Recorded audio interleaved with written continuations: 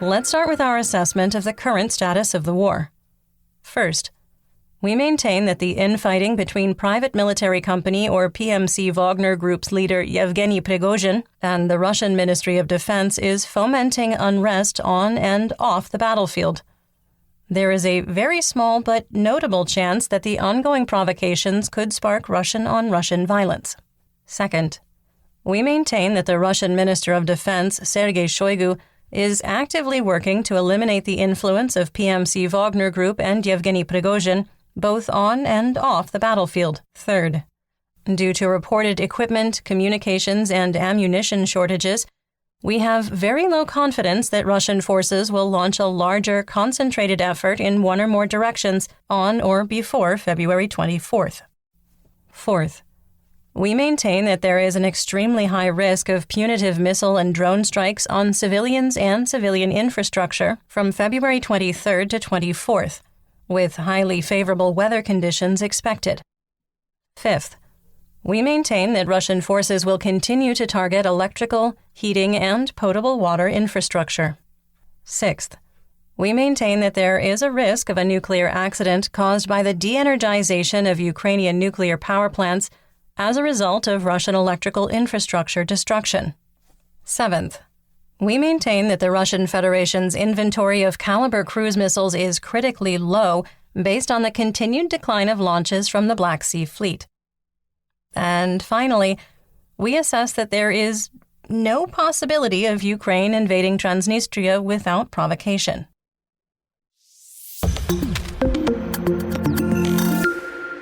Let's get some regional updates, starting in Kharkiv. In the Dvorichna operational area, the General Staff of the Armed Forces of Ukraine, or GSAFU, reported that Russian attacks on Khyanikivka and Masyutivka were repulsed. The Russian Ministry of Defense, or MOD, claimed their forces attacked Sinkivka. There continues to be a deficit of intelligence in this region. Some assessment, though. The current fighting east of Dvorichna is likely spoiling attacks and not indicative of larger offensive operations by Russian forces. Moving on to the Donbas region in Luhansk. In the Svatova operational direction, Russian forces attacked Novoselivsk and were unsuccessful. In the Kremina operational area, Russian troops continued their attacks west of Ploshanka, also without success. There were no noteworthy reports of fighting south of the settlement along the P7 highway to Chervonopopivka for the second day in a row. Russian forces renewed efforts to push back Ukrainian forces west of Kremina. There hasn't been recent social intelligence to show if the line of conflict has moved further east in the last 3 to 5 days.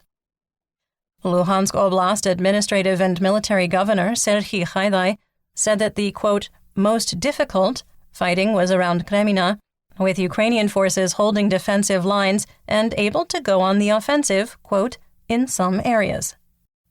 Mercenary mill blogger Wargonzo confirmed Haidai's assessment, reporting that Russian forces found some success advancing near Kuzmina, while Ukrainian forces were able to push Russian troops back from the Seversky Donetsk floodplain west of Shiplivka.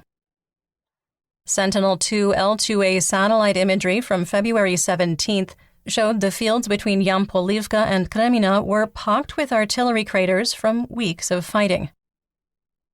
In the Lysychansk operational area, Russian forces continued their attacks on Bilohorivka, the one in Luhansk, without success.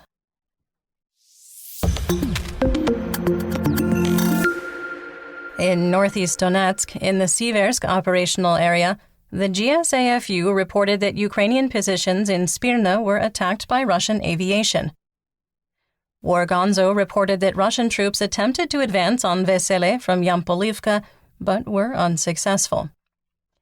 In the Soledar operational area, Russian forces, possibly supported by PMC Wagner, continued attempts to capture Vasyukivka and made a renewed push toward Rozdolivka. There was no change to the line of conflict.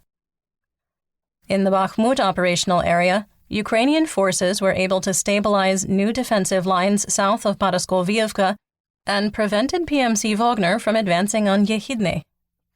Heavy fighting was reported on the northern and eastern edges of Berchivka. Fighting continued on the eastern edges of Bakhmut. Geolocated videos indicated there were no changes to the line of conflict, and the heaviest fighting is near School Number 4 and along Fedora Maximenka Street. Ukrainian officials reported the area was experiencing intense shelling, followed by repeated attacks of lightly armored squad-sized Russian units until nightfall. In the Kostiantynivka operational direction, Russian troops supported by PMC Wagner are trying to advance to the airplane monument in southwestern Bakhmut, with Ukrainian forces reportedly holding defensive lines south of Ivanivske. Ukrainian source Deep State said the defensive lines were stabilizing, while mercenary mill blogger Rybar reported that Ukrainian forces remained on the offensive. In southwest Donetsk, in the Toretsk, New York operational area, our favorite FSB colonel, convicted war criminal, Kremlin pariah, and failed Mobik Igor Strelkov-Girkin claimed Russian positions in Novoselivka were under intense artillery fire by Ukrainian forces. In the Avdiivka operational area, Russian troops continued their attacks on the western edge of Novobakhmutivka without success. A geolocated video confirmed that the 1st Army Corps of the Donetsk People's Republic, or DNR, made marginal gains west of Novoselivka-Drucha and crossed the H-20 highway. The video is not suitable for work, and some may find it disturbing. As with most of the photos and videos we reference, we do link to it in our full situation report on Patreon. We adjusted the map to show that Russian troops have established positions at the base of the Krasnohorivka Plateau. We also adjusted the map and moved Russian troops out of Vesele, the one north of Avdiivka, after several Russian reports of a successful Ukrainian counteroffensive. The GSAFU reported the counterattack as successfully defending, quote, in the area of Vasilivka. The 1st Army Corps attempted to advance west out of Vodyana to flank Pervomayske, but were unable to advance due to a lack of artillery and armored vehicle support. DNR forces also continued attempts to advance on the Ukrainian firebase at Nevelske and continued to be unsuccessful. In the Marinka operational area, fighting continued in the city's center along Druzhby Avenue with no change in the situation. Donetsk Oblast Administrative and Military Governor Pavlo Kirilenko reported the city was heavily shelled during the day. In the Wuchedar operational area, Ukrainian forces cleared the Mikilske dachas and secured the northern industrial areas of Pavlivka after successful counteroffensives.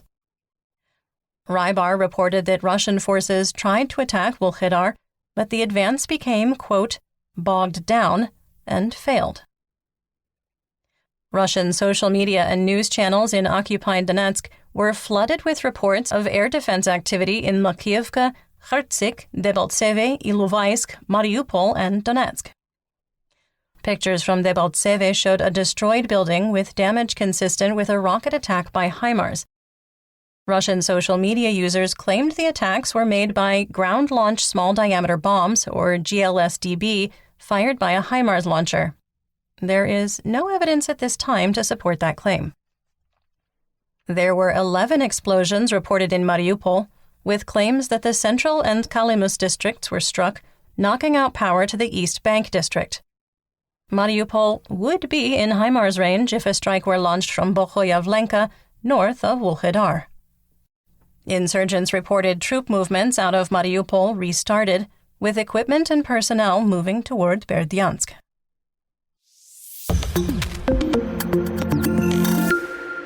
In Zaporizhia, there was no update on the status of the Zaporizhia nuclear power plant, nor the contingent of International Atomic Energy Agency, or IAEA, inspectors. In the Black Sea, Crimea, Mykolaiv, and Odessa region, Operational Command South, or OCS, reported 5 Black Sea Fleet vessels on patrol with no missile carriers. The deployment of 5 ships may have been related to the sinking of a cargo ship off the coast of Novorossiysk. The vessel broke up in stormy seas and near hurricane force winds. Russian officials reported rescuing 1 crew member. Transnistria reported that Ukrainian forces were clearing the roadway near the Platonovo checkpoint on the Kyivohrad highway and staging troops. Rumors were circulating that Ukraine planned to launch an offensive to sweep the Russian garrison out of the breakaway republic and capture the Kobana ammunition depot. Some assessment here? No. In western and central Ukraine, in Kherson, Russian and Ukrainian forces traded artillery strikes across the Dnipro River. In the city of Kherson, residential and commercial areas were shelled by dozens of Grad rockets fired by multiple launch rocket systems, or MLRS. The photos are graphic, and some may find them disturbing despite being blurred. The attack killed 5 and wounded 21, including 16 who are now hospitalized. After the attack, Kherson Oblast leaders said they would accelerate the deployment of reinforced bus shelters starting next week, and claimed the city was moving too slowly. You're listening to the Malcontent News Russia-Ukraine War. Our team of journalists, researchers, and analysts is funded by readers, listeners, and viewers just like you. To support independent journalism, please consider becoming a patron. You can find us on Patreon. Let's talk about developments theater-wide and outside Ukraine.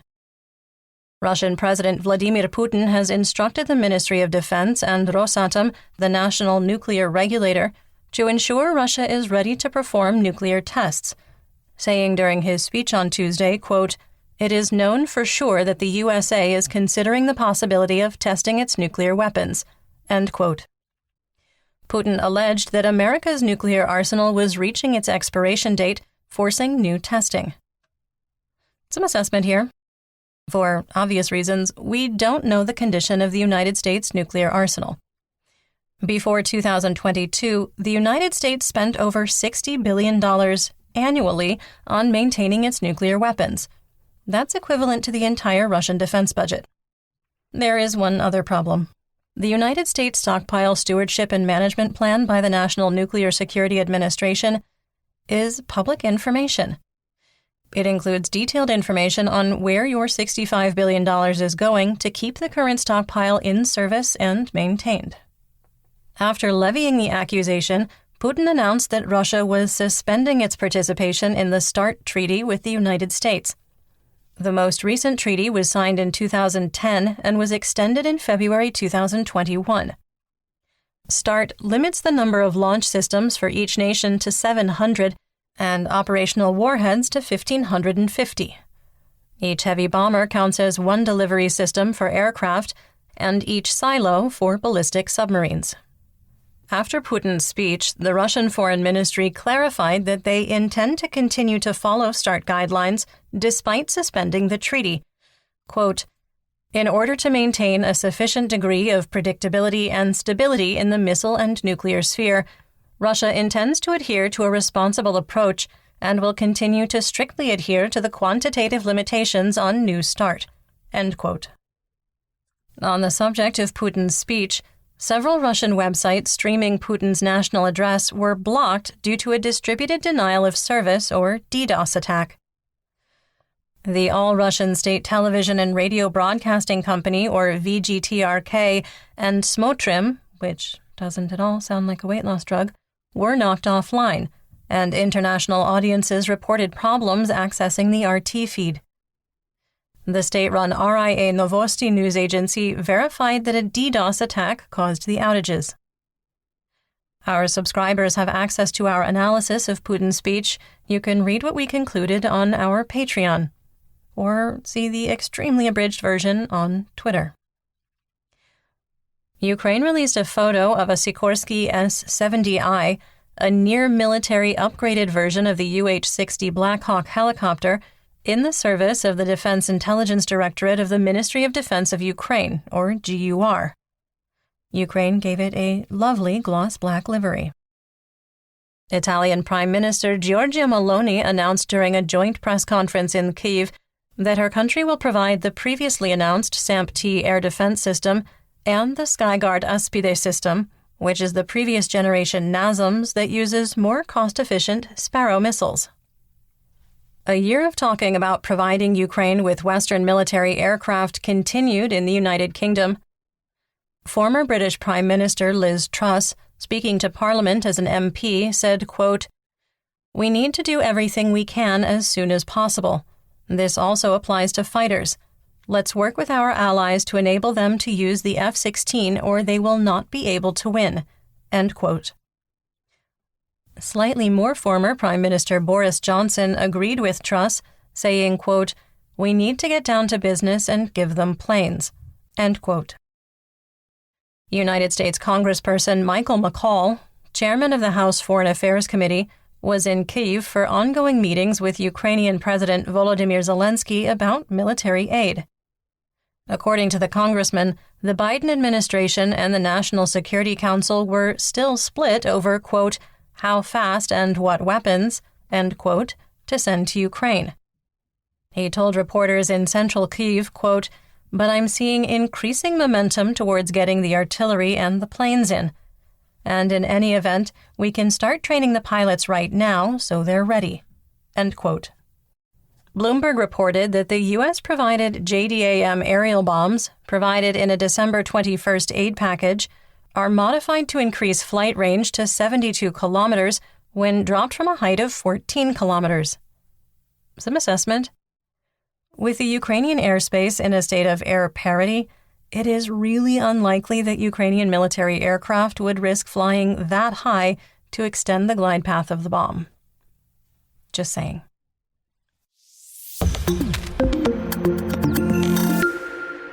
Speaking of bombs, let's talk about the Russian military and mobilization.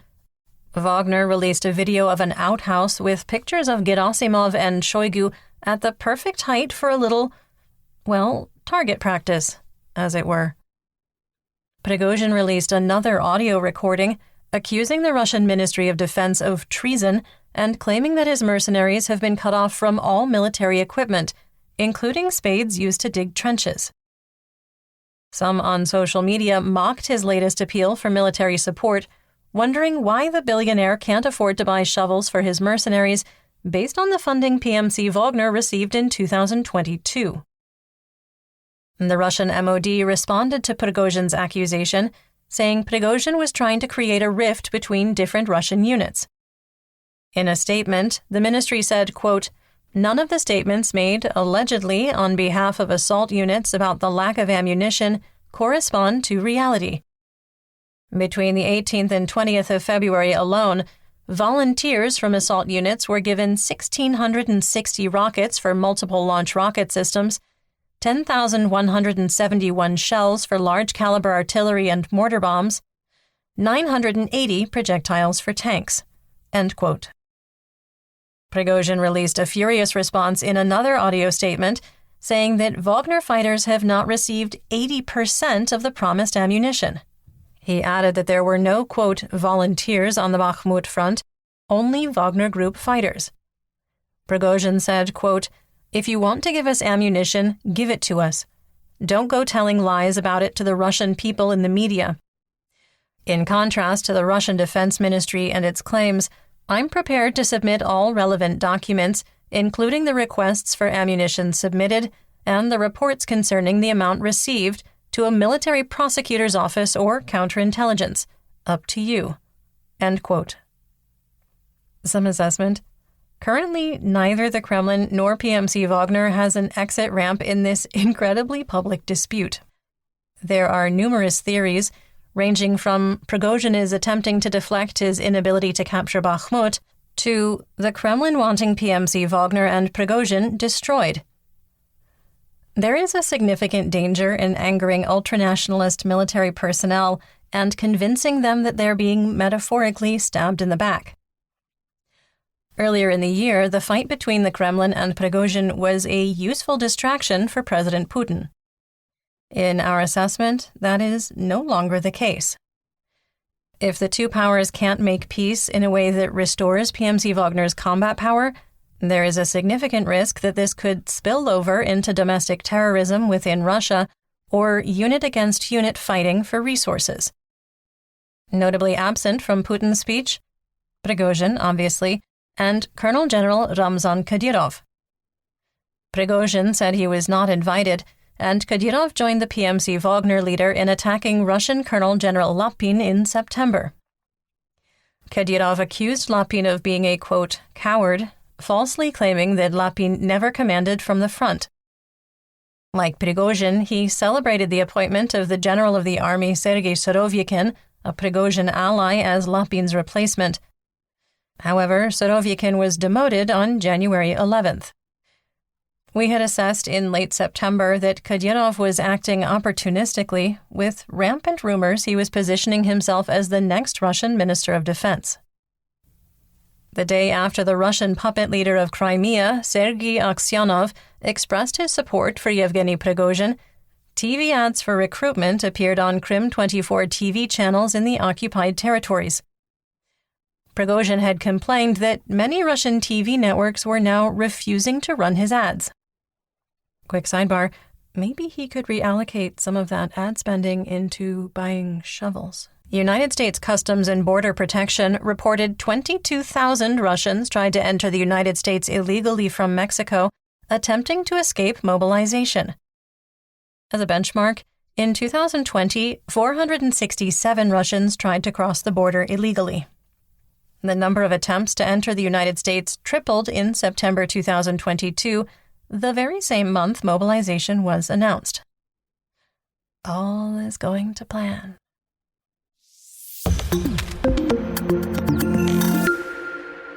In our War Crimes and Human Rights segment, we discuss events that might be upsetting to hear about.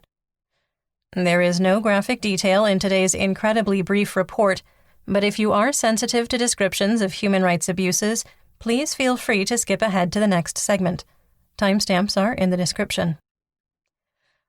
The United Nations released updated figures for confirmed civilian casualties in Ukraine through mid-February, 8,006 killed and 13,287 wounded. The UN believes the actual figure is much higher. This figure does not include areas that are currently occupied or where fighting is ongoing.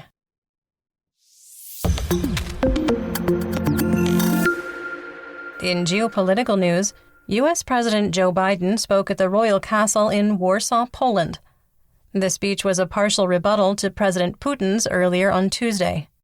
Biden said, quote, "1 year ago, the world was bracing for the fall of Kyiv. Well, I have just come from a visit to Kyiv, and I can report Kyiv stands strong." When President Putin ordered his tanks to roll into Ukraine, he thought we would roll over. He was wrong. He thought NATO would fracture and divide. Instead, NATO is more united and more unified than ever before. He thought autocrats like himself were tough and leaders of democracies were soft. And then he met the iron will of America and the nations everywhere that refused to accept a world governed by fear and force. He found himself at war with a nation led by a man whose courage would be forged in fire and steel, President Zelensky. And I'll repeat tonight what I said last year in this same place. A dictator bent on rebuilding an empire will never be able to erase the people's love of liberty. Brutality will never grind down the will of the free, and Ukraine will never be a victory for Russia. Never. President Putin chose this war. Every day the war continues is his choice. He could end the war with a word. It's simple. If Russia stopped invading Ukraine, it would end the war. If Ukraine stopped defending itself against Russia, it would be the end of Ukraine. That's why, together, we're making sure Ukraine can defend itself." End quote.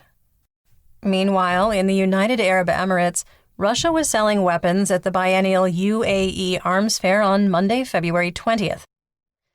Despite Western sanctions, Russia was selling weapons ranging from the classic AK-47 Kalashnikov to missile systems. The Russian Minister of Trade and Industry, Denis Manturov, was among the attendees despite being under U.S. and U.K. sanctions.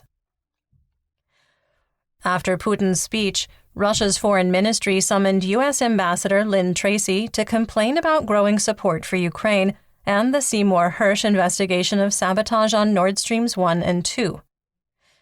The ministry argued that the U.S. was, quote, pumping Ukraine with weapons, end quote, and sharing information about military targets, which, quote, proves the falsehood of the American side's claims that the United States is not a party to the conflict."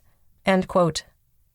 On the same day, the United Nations released its preliminary findings on the ongoing investigation of the Nord Stream 1 and 2 explosions and said it could not confirm or verify allegations of sabotage. The UN asked all parties to be reasonable and wait for the results of multiple ongoing national investigations. Quick sidebar. The investigative report by Hirsch has been discredited due to numerous factual errors and timeline impossibilities in his article. While delivering a keynote address at the opening of the Lanting Forum, Qin Gang, the Chinese foreign minister, declared, quote, "China is deeply worried about the continuous escalation of the conflict and the possibility of the situation spiraling out of control.